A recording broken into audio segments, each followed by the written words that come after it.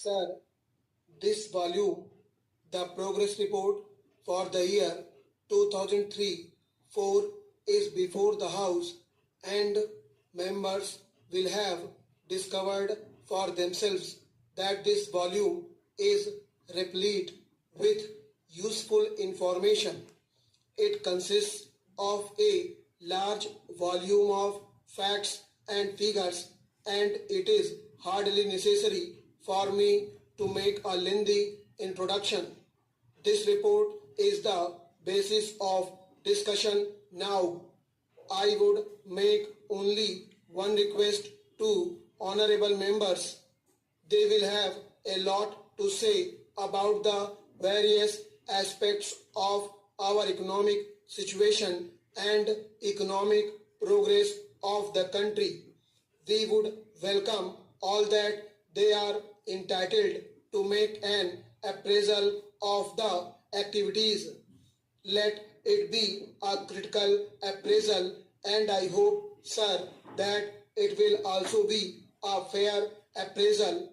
In doing so, we will have to think not of today, not of the conditions in which we are functioning, but we have to take our minds back to the days when the idea of a plan took shape, when the proposals that are now before us and the action that has been taken on them was conceived of. What were those conditions?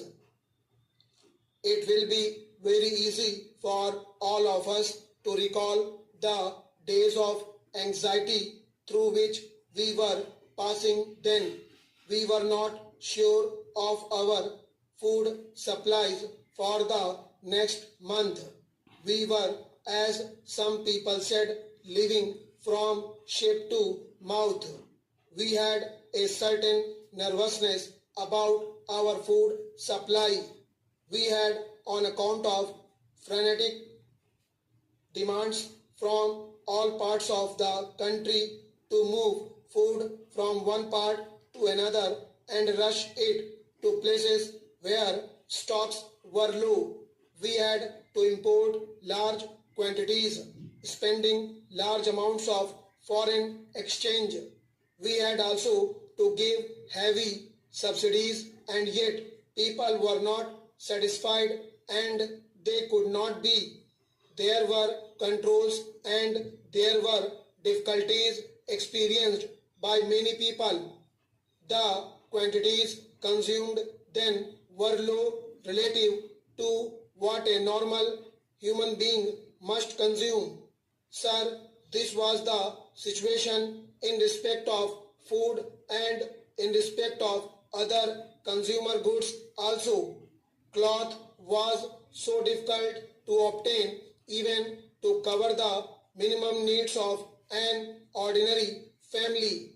We had difficulties in other directions also, difficulties about transport and so on.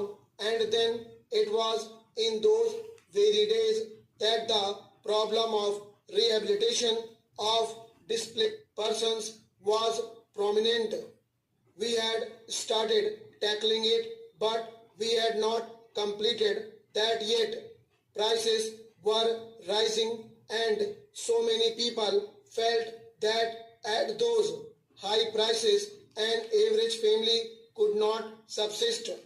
There were inflationary pressures, and so anything that we could do to relieve the situation, to increase production, to spend money for making large investments, created those dangers of increasing inflation, of a further rise in prices. That was the dilemma. What is the position now? When we judge of ourselves today, we should not think of today on the basis of conditions today. We determine the future and our future performance, but so far as the past is concerned, it is these conditions that determined our present. What is it that we find today? Our major headaches have been relieved. Nobody can say that food is scarce. Nobody can say that cloth is not to be had. In the matter of transport, we have greatly improved and our position in several other directions has also improved. For these things, it is not necessary to give any figures. The thing is there in the air and it is part of everybody's experience in the country that the difficulties and the anxieties have more or less gone and that we can breathe freely and can think of the future with confidence. The chief difficulty both in industry and in agriculture was, of course, that there was not enough production. We were faced with the spectacle of high prices and scarcity of food, etc. Also, our industries were not running full capacity. Existing capacities were not being utilized. In the case of several industries, we were using only a part of that capacity. Therefore, agriculture was the key to the whole situation. We must produce more raw materials in order to run our industries well. Sir, this is what we started doing. We came to the conclusion that we must do everything possible in the course of the 5 years that we had before us to bring about an increase in agricultural production to the maximum possible extent. We made up our minds that we will free ourselves from the necessity of importing food from outside countries.